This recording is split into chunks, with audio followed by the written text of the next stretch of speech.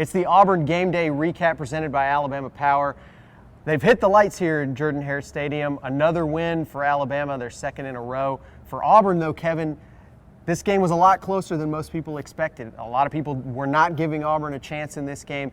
They came in, they competed until very late in the game, really. They were still in this thing. How surprised were you at how competitive Auburn was in this game? Very, very surprised. I didn't think it would be a four-quarter game. I certainly didn't think it would be a one-play game going into the fourth quarter.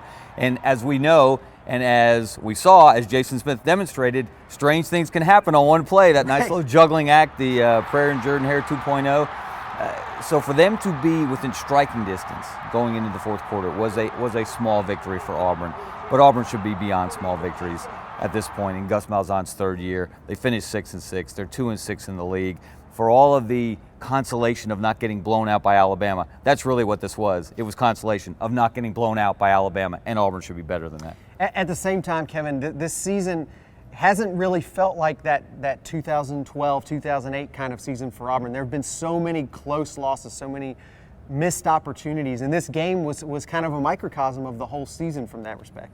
Yeah, I guess you can ask yourself, which is worse, to have no shot in most of your conference games or to have a shot and come up short again and again and again. And really, where you saw where they came up short, and it's at the quarterback position. They couldn't throw the ball, and they had opportunities. Either they couldn't throw it, or when they did throw it, they couldn't catch it, and that was a consistent recurring problem all year long. They've got to get that fixed moving forward. They've got to get a reliable quarterback.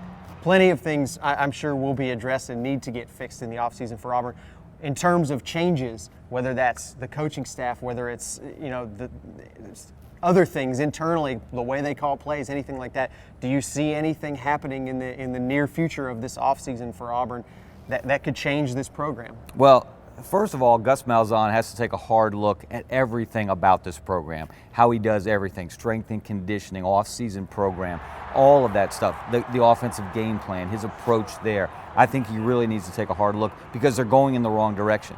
They've regressed each year from that incredible first year in 2013. So he's got to make some changes. There will be staff changes. The question is not whether there'll be, it's just how many. Which guys will be back, which guys will move on, who might shift to a different position. There are going to be changes. There need to be changes because it's not working the way they're doing it right now. That's it for us. Check out more coverage at AL.com/AuburnFootball.